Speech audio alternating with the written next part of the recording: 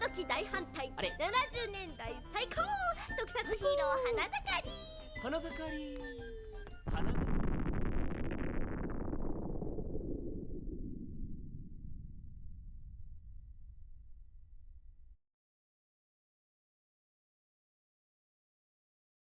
It's 1999, over 25 years removed from the golden era of henshin heroes on Japanese television.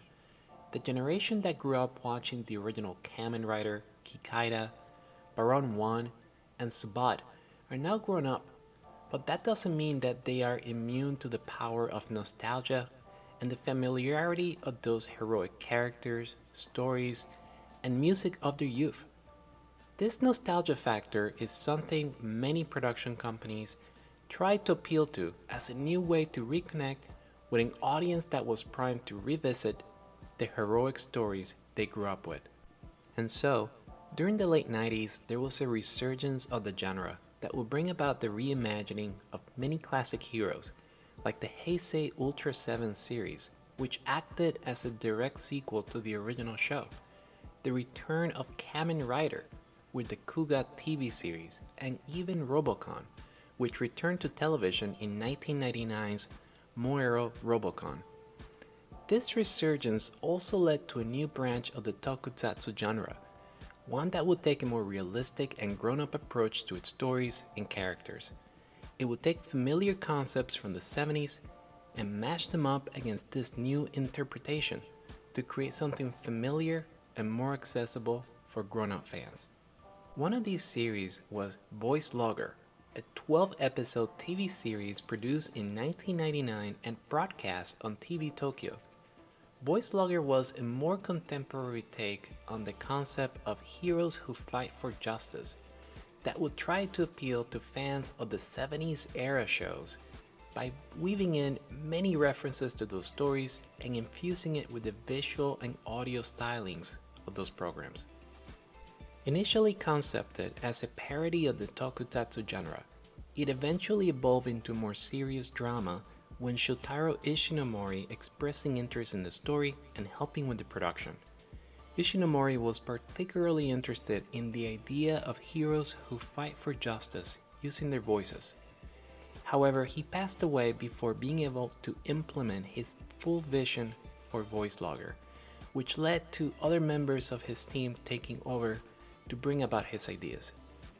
And so, despite his limited contributions, Voicelugger was released and actively promoted as his final work.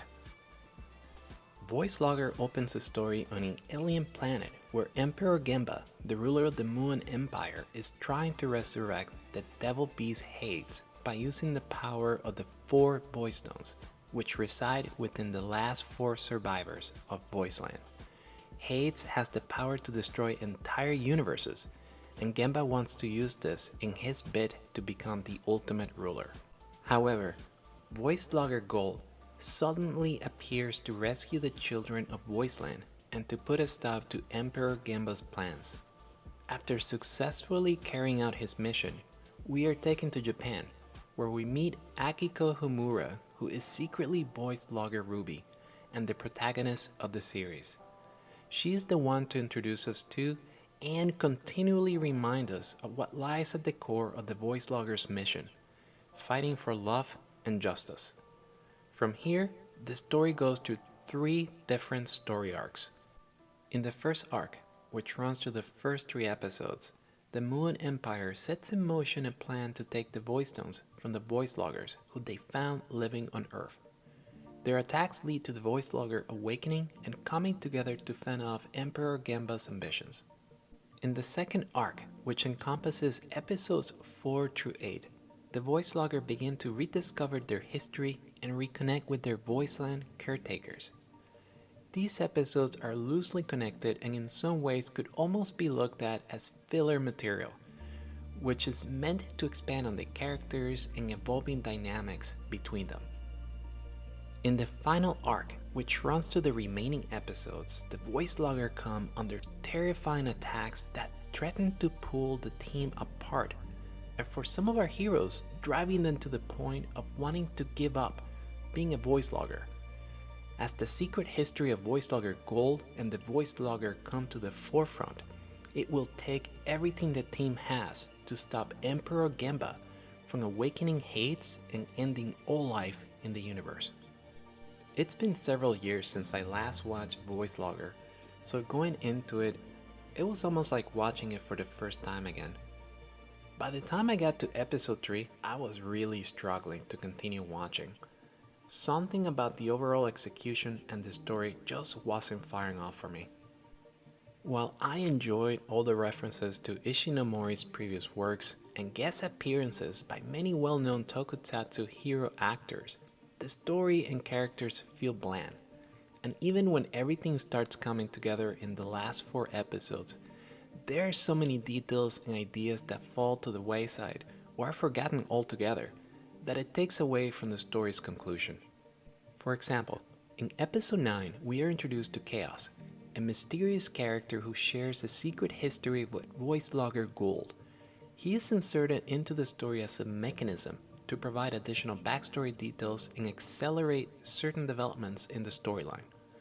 While the intention is there to make him a cool, enigmatic character, he ends up making things more confusing, and then he is completely forgotten about.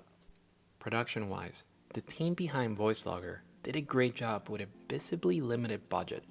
In a way, it reminds me of Toho's Cybercop, in that they use slightly more advanced visual effect techniques than were the norm at the time, but which ended up looking incredibly outdated shortly after the series aired.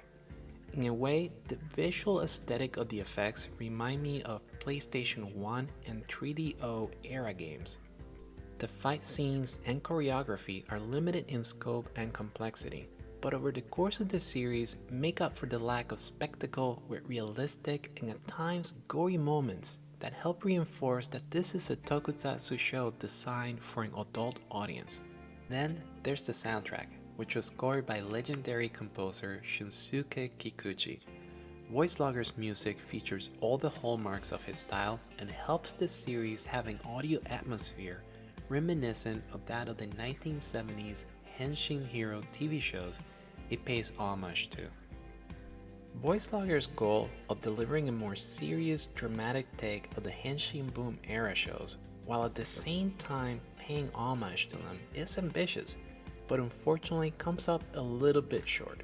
With only 12 episodes, Voicelugger doesn't require a big commitment, but its uneven pace and average quality might make it harder to watch than other tokusatsu shows that could be sitting on your watch list.